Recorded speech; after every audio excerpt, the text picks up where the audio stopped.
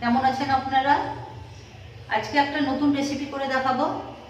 অনেকেই তো লুচি পরোটা খেয়ে দেখেছেন, এটা একটা নতুন রেসিপি যার নাম হচ্ছে বেসনের চাকলা।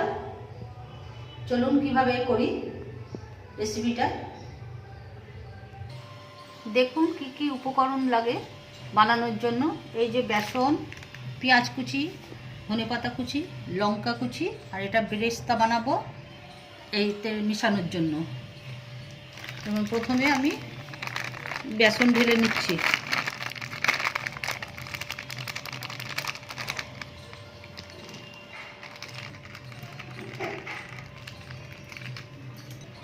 এই যে পেঁয়াজ কুচি,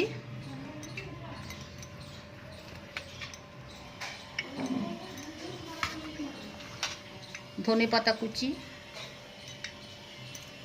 আর লঙ্কা কুচি।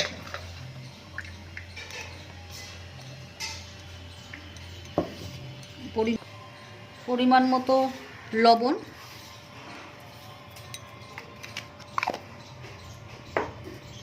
আগে কাঁচা লঙ্কা দিয়েছি, এটা স্বাদ অনুযায়ী আপনারা শুকনো লঙ্কাটা মেশাবেন, যে যেরকম ঝাল খান।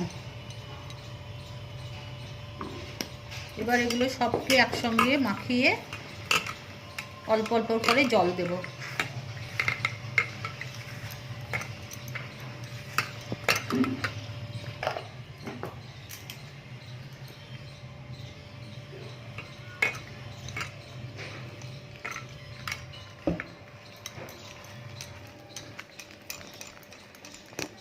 এই যে এইভাবে ফাটিয়ে নেবে। এরকম খুব বেশি পাতলাও হবে না, খুব বেশি ঘনত্বও হবে না, ঠিক এরকমভাবে সবকে মিশিয়ে নিয়ে ফাটিয়ে নেবেন। মাখার পর 5 মিনিট রেস্টে রাখবেন। তার জন্য আমি প্যানটা বসিয়ে দিলাম। প্যানে তেল দিচ্ছি, বেরেস্তাটা ভেজে নেব। পেঁয়াজটা ভেজে নিয়ে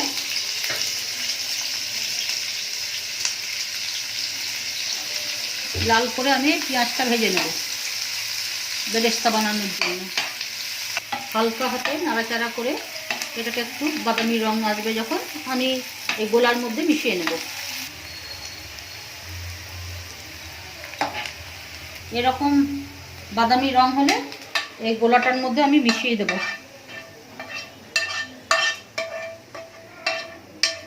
এটা পরোটার মতো ভাজতে হবে, তাই একদম বেশি করে ভাজবো না। এরকম একটু বাদামি রং হলেই আমি এটা এর সঙ্গে মিশিয়ে নেব, তাহলে টেস্টটা আরও ভালো হবে।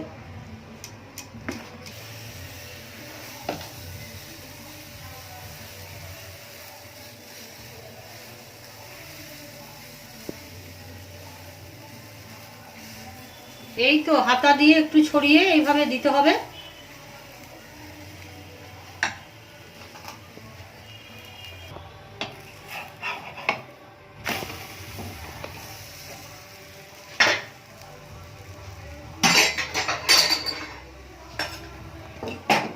এই যে অল্প অল্প করে তেল দিয়ে এটা